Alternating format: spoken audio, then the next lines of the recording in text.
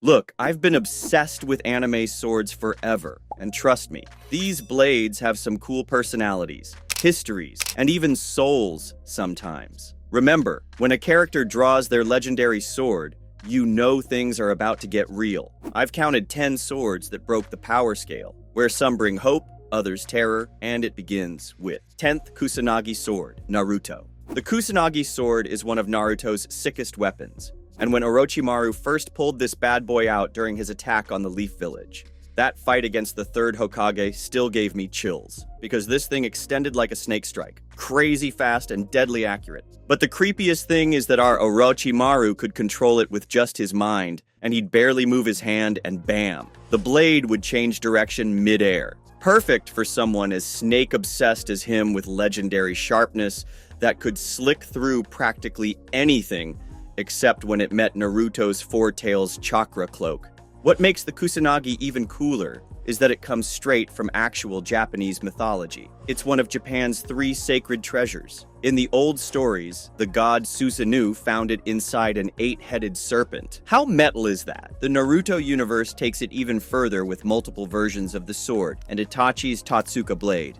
That's Kusanagi's overpowered cousin that seals whoever it stabs into an eternal nightmare. Then Sasuke gets his own Kusanagi after training with Orochimaru, and what does he do? Makes it even more lethal by pumping lightning chakra through it. But this is just the beginning. 9 other remaining swords are even more powerful. 9.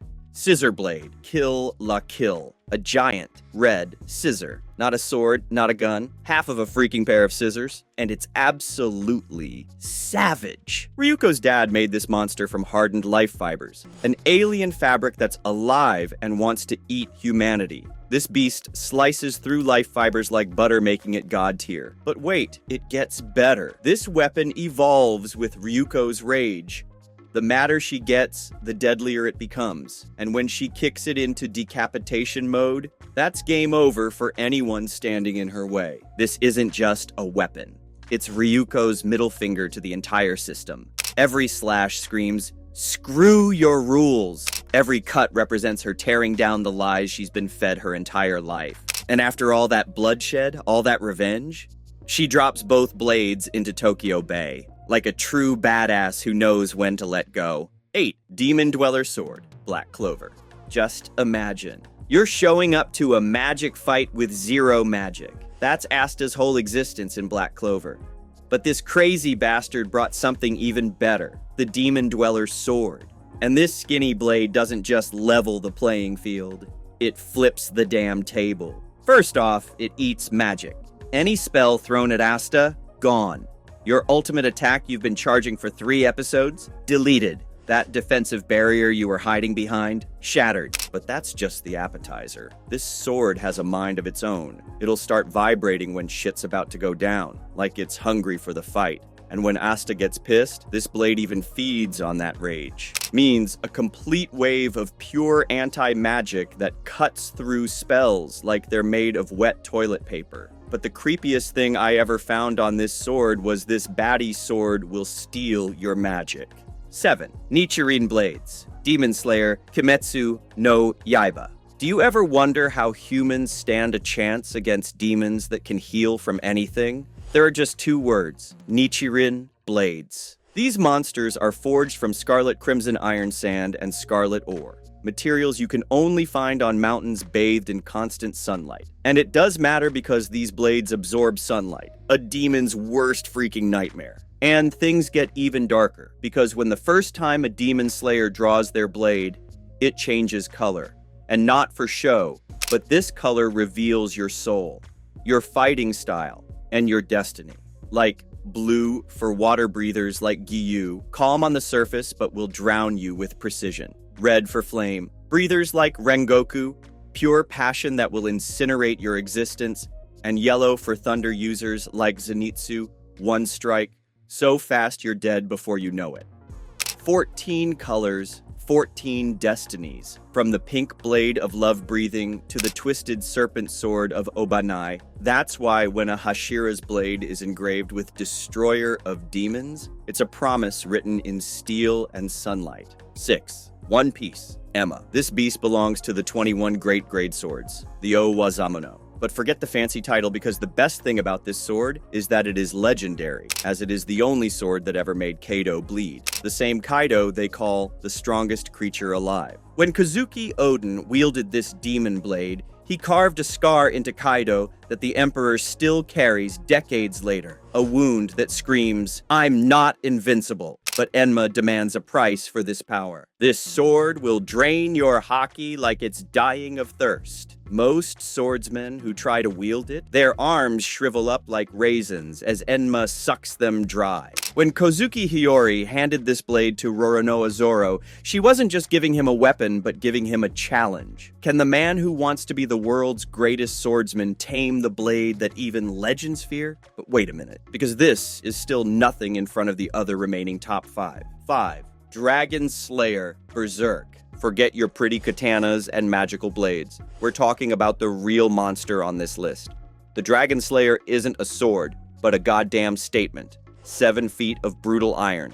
400 pounds of fuck you. A weapon so ridiculously massive that everyone called it useless. A blacksmith's failed joke, until Guts picked it up. While other protagonists get magic powers and destiny, Guts gets trauma and a piece of metal too big to be called a sword. And yet, he swings this monstrosity like it's nothing. The blacksmith Godo never intended anyone to use this thing. Made it for some noble who wanted to kill dragons. But the creepiest thing was that after cutting through hundreds of monsters, apostles, and abominations, the Dragon Slayer crossed into the supernatural and did not remain normal anymore because Guts cut a literal god hand with this slab of iron seriously. In a world where everything is stacked against him, gods, demons, fate itself, Guts carries the perfect metaphor for his existence on his back. Something too big, too brutal, and unstoppable. That's why the Dragon Slayer isn't just the most powerful sword on this list, but also the most honest. 4. One Piece Yoru. There are strong swords, there are legendary swords, and then there's the absolute monster that sits at the top of the food chain. Yoru, the black blade of Dracule Mihawk. When the title World's Strongest Swordsman isn't just words but facts, this is the blade that makes it real. One of only 12 supreme grade swords in existence, the Saijo o Wazamono.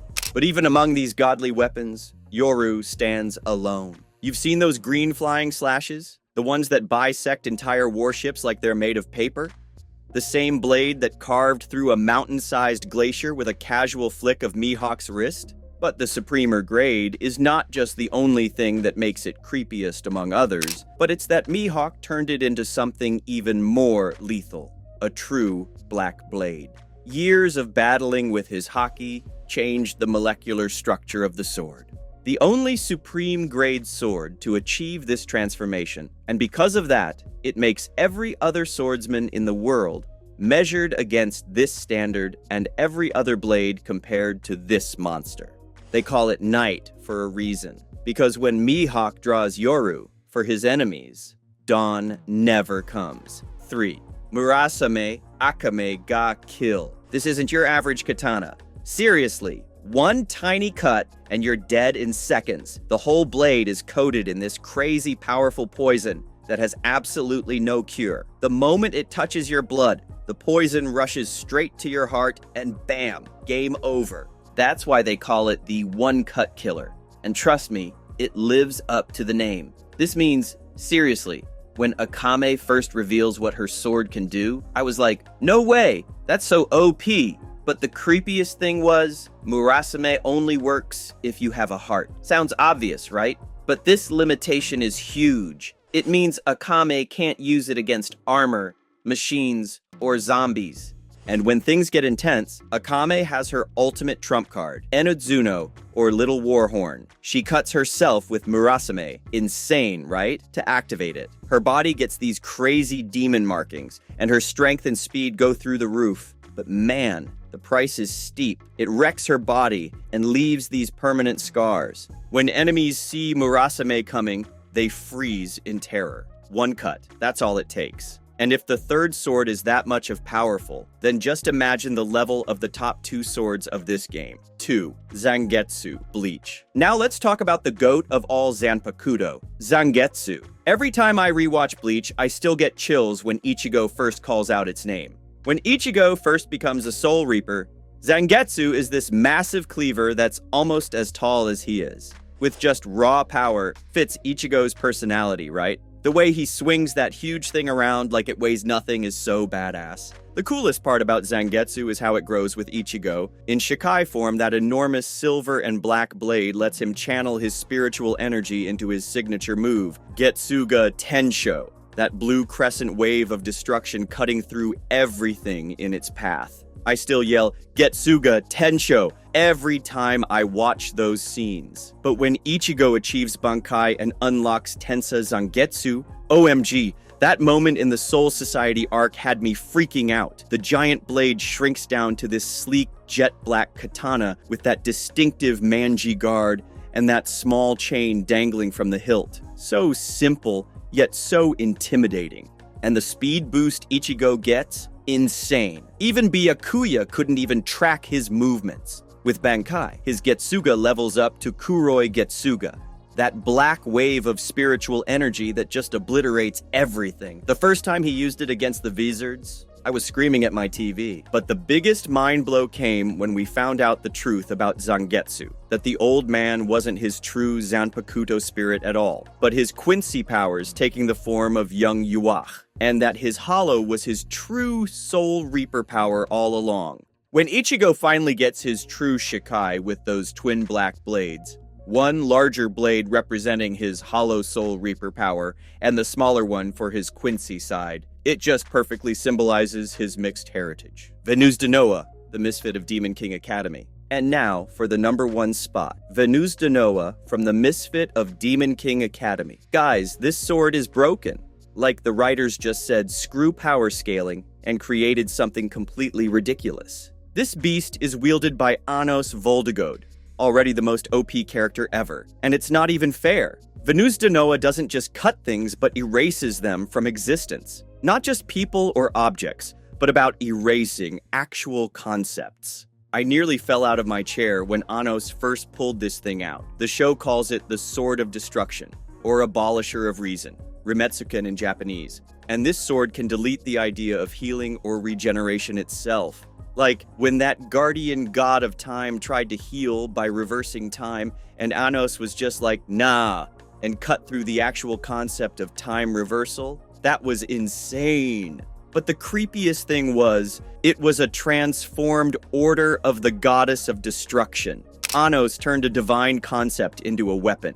And get this, he can only fully use it in or near his castle, Delzagade, which is also the transformed body of the goddess. The man turned a goddess into his house and his sword, the absolute mad lad. Even with all his godlike power, Anos still needs to use a ton of magic just to summon Delzagade so he can wield Venus Denoa at full strength. That's how you know this sword is beyond broken. There's simply nothing in anime that comes close to Venus Denoa's level. It's not just the strongest sword, it's a delete button for reality itself. Which one's your favorite? Did I miss any super powerful swords? Drop a comment below. Don't forget to like and subscribe for more anime content, and check out the next video that YouTube thinks you will like.